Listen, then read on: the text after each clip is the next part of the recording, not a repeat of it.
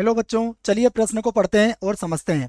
दर्शाइए कि 6 आयोटा की घातांक 54 प्लस 5 आयोटा की घातांक 37 माइनस 2 आयोटा की घातांक 11 प्लस 6 आयोटा की घातांक 68 बराबर कितना होता है? 7 आयोटा होता है। ठीक है बच्चों, तो इस कथन को हमें दर्शाना है।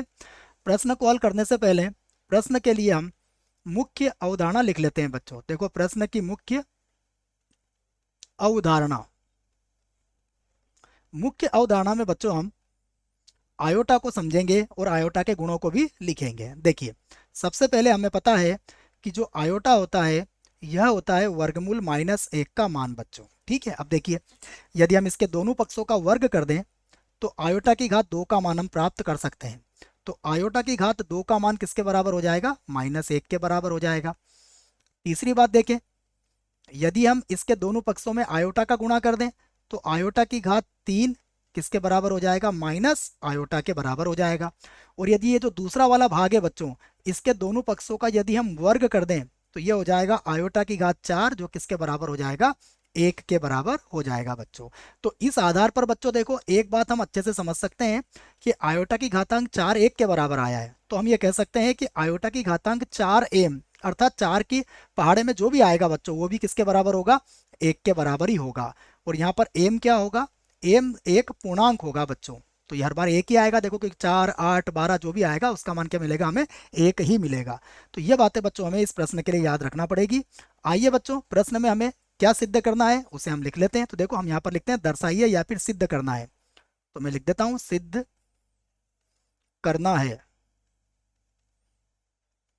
देखिए, हमें क्या सिद्ध करना है? हमें सिद्ध करना है 6 आयोटा की घात 54 प्लस का 5 आयोटा की घात 37 माइनस का 2 आयोटा की घात 11, उसके बाद 6 आयोटा की घात 68 और बराबर कितना लेके आना है? हमें 7 आयोटा लेके आना है।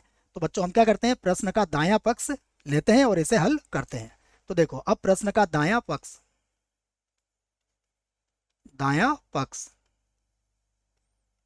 दाएं पक्ष में क्या है? देखो, हम प्रश्न से लिख सकते हैं। दाएं पक्ष में हमारे पास है 6 आयोटा की घात 54, तो यहाँ पर लिख दिया हमने 6 और आयोटा की घात 54।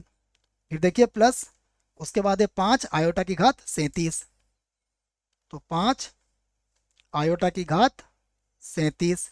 उसके बाद देखो माइनस है 2 आयोटा की घात 11, 2 आयोटा की घात कितनी हो जाएगी? 11। उसके बाद प्लस, उसके बाद है 6 आयोटा की घात 68, तो 6 और फिर आयोटा की घात कितनी हो जाएगी? 68 हो जाएगी। तो देखिए, इसको हल करते हैं। तो यहाँ से देखो क्या बनेगा, ये हमें पता है आयोटा की घात 4 एम किसके बराबर होता है? 1 के बराबर होता है। तो देखो 6 तो हम वैसे ही लिखेंगे, आयोटा की घात, देखो यहाँ पर क्या हो जाएगा? 4। देखो 54 के पहले 4 के पहाड़े में क्या आएगा बच्चों? देख लो आप। तो 54 के पहले 4 के पहाड़े में आ जाएगा आपका 52।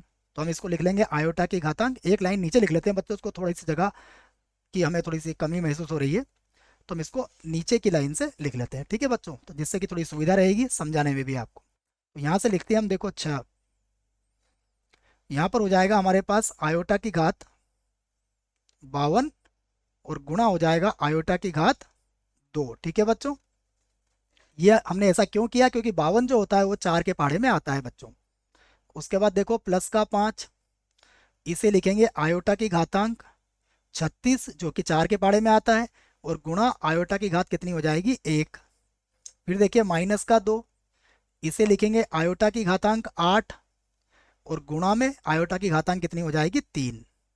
ठीक है, फिर देखो इसके नीचे लिख लेते हैं बच्चों इसको हम, प्लस का, देखिए 6 और उसके बाद आयोटा की घातांक, देखो इसके पहले क्या आएगा बच्चों? ये जो 68 है ये पूरा ही हमारा क्या होता है? 4 के पहाड़े में आता है, तो हम इसको 68 ही लिख देंगे। ठीक है, अब देखो एक लाइन और लिखते हैं बच्चों यहाँ से और समझते हैं इसको। ये हो जाएगा 6, इसे लिखेंगे हम आयोटा की घातांक 4, और देखो पूरे की घातांक क्या आ जाएगा बच्चों? ये हो जाएगा हमारे पास 13, क्योंकि 13 इंटू 4 होता है 52। ठीक है बच्चों, इसको लिख लेता हूँ मैं, 13 इंटू 4। अब देखिए उसके बाद आयोटा की घातांक 2 किसके बराबर होगा? ये बराबर होगा -1 के। ठीक है, फिर देखो यहाँ बनेगा प्लस का 5, आयोटा की घातांक 36 है, तो इसे मैं लिखूंगा आयोटा की घातांक 4, और पूरे की घातांक कितना हो जाएगा 9, और गुणा किससे होगा आयोटा से। फिर माइनस का 2, आयोटा की घात कितनी है 8 है, तो मैं इसे लिख लूंगा आयोटा की घातांक 4, और पूरे की घात कितनी हो जाएगी 2। और देखो बच्चों आयोटा की घातांक 3 किसके बराबर होता है, ये बराबर होता है माइनस आयोटा के, इसे मत भूलना आप।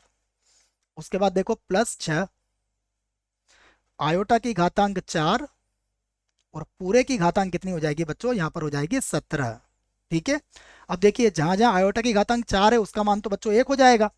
तो अब देखते हैं हमारे पास क्या बचता है, तो हम लिख लेते हैं इसको। देखिए अब तो यहाँ पर बचेगा हमारे पास 6, और ये तो 1 हो जाएगा बच्चों, तो यहाँ पर बनेगा हमारे पास -1। ठीक है। प्लस 5, देखो ये भी 1 आ जाएगा, तो यहाँ पर क्या मिलेगा हमें आयोटा। माइनस का 2, यहाँ भी ये 1 हो जाएगा, तो यहाँ पर क्या आ जाएगा माइनस का आयोटा। उसके बाद होगा प्लस का 6, और यहाँ भी क्या मिलेगा बच्चों हमें 1 मिल जाएगा, क्योंकि ये तो पूरा ही 4 के पहाड़े में आ रहा है। ठीक है।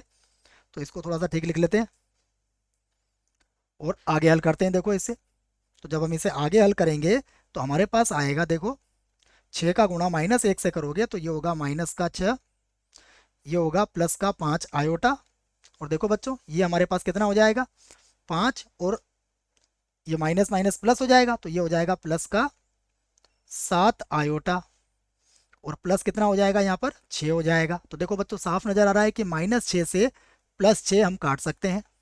तो हमारे पास क्या आ जाएगा, हमारे पास आ जाएगा 7 आयोटा। और ये जो 7 आयोटा है बच्चों ये क्या है हमारा, ये हमारा है दायां पक्ष, यही लाना था हमें। देखो तो दायां पक्ष हमारा आ चुका है, अर्थात कथन हमारा सिद्ध हो चुका है। तो हम लिख सकते हैं सिद्ध हुआ।